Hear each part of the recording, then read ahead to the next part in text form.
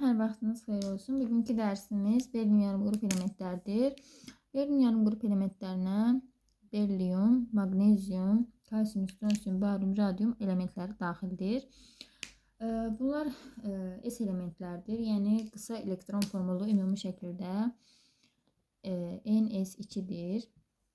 NS2-dir. Yəni bunlar yazılmış olur. Yəni ümumi formulu qısa elektron formulu NS2-dir. Yəni məsələn, hər hansı bunlardan birinin sonu S ilə bitir. Yəni S yarımqrup elementlərdir. Yəni əsas yarımqrup elementlərdir və sonda 2 elektron olur. Və bunların oksidləşmə dərəcəsini desək, yəni ikinci qrup olduqları üçün əsasən müsbət 2 oksidləşmə dərəcəsi göstərir. İyonlaşma enerjisi, sonra metallıq xassəsi, qeyri-metallıq xassəsi necə, qeyri-metallıq yox, üzr istəyirəm, metallıq xassəsi necə dəyişir?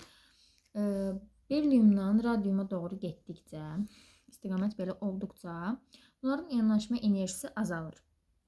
Yəni bilirsiniz ki,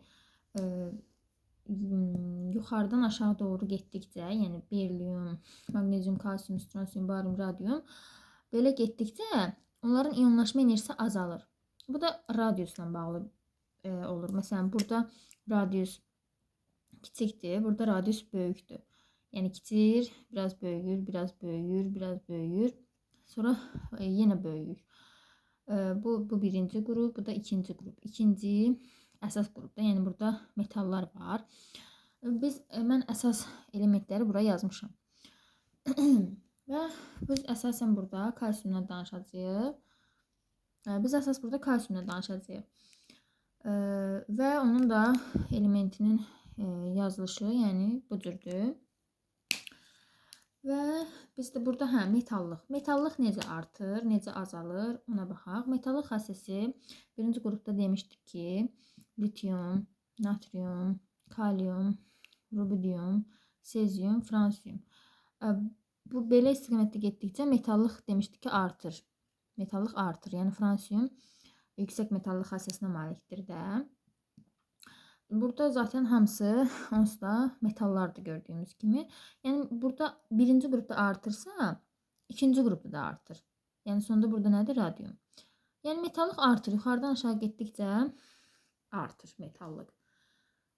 Amma digər məsələn belə dəstəsilər soldan sağa, onda burada radius necə olacaq? Burada radius kiçilir. Burada litium məsələn bu boydadırsa, əgər radius məsələn yazıram. Burada ondan biraz kiçik olacaq. Burada lap kiçik olacaq. Burada belə lap kiçik, burada lap kiçik olacaq. Davam edək. Deməli, berilyumun oksidi var və berilyumun hidroksidi var. Berilyum. Oksid bilirdik ki, nə demişdik? Yanında yəni oksigen mənfi 2 olanda oksid olur.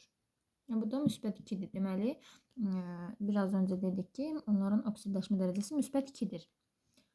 Yəni, dəyişmir. Metallar dəyişkən valentli deyil.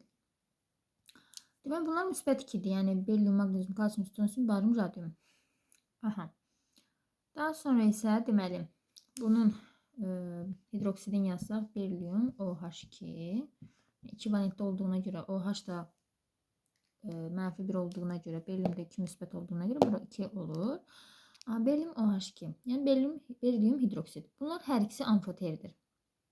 Yəni həm turşularla, həm də əsasilərlə reaksiyaya girir. Amma berilyum su ilə reaksiyaya girmir. Mən sonda bir dərs edəcəm, videosunu çəkəcəm.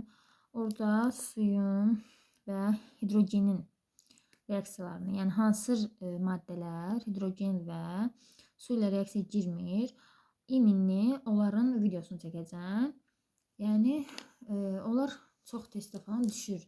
Yəni, çaşdırıcı məsələn deyir ki, alüminium məsələn yazıram, alüminium hidrogenlə reaksiyası falan filan. Bu reaksiya getmir. O reaksiya getmir. Məsələn dedim indi. Yəni, iminli hidrogenin və suyun getməyən reaksiyalarını videosunu çəkəcəm. Berilyum su ilə dedik ki, reaksiya getmir. Yəni, su ilə reaksiya daxil olmur. Aha, sonra magnezium bəs. İkinci maddəmiz. Magnezium su ilə reaksiya daxil olurmu? Daxil olur. Daxil olduqda bunun hidroksidi alınır. Magnezium hidroksid, yəni OH2 üzərinə gəlinsin H2. H2 də, yəni bilirsiniz ki, qazdır, o da ayrılır. Aha, yenə eyni şəkildə kalsium, stronsium, barium bunlar da su ilə reaksiya girdikdə hidroksidi, ikivalentli hidroksidi və hidrogen ayrılır. Bunların hidridləri və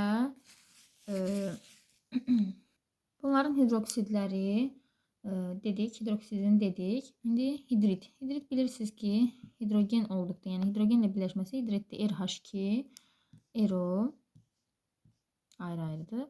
Oksidi və hidroksidi. ROH2 şəklində yazılır. Yəni hər hansı, məsələn, berilyum, magnezium, kalsium, stronsium, barium, radium, yəni hidrogenlə birləşməsi RH2 tipli olur. Oksidi ERO tipli olur. Hidroksidi ROH2 tipli olur. Yəni bu cür. Və həm də berilyum su ilə reaksiya girmir, həm də ki, hidrogenlə reaksiya girmir. Yəni berilyum üzərinə hidrogen reaksiyası getmir. Bunu yazsaq, yəni bayaqları dedik ki, berilyum su ilə reaksiya girmir. Həm də berilyum hidrogenlə reaksiya girmir. Yəni birbaşa, yəni berilyum H2 o var. Berilyum H2 var, amma birbaşa alınmır da, yəni dolayı yolla alınır. Yəni birbaşa hidrogenlə reaksiya girir, berilyum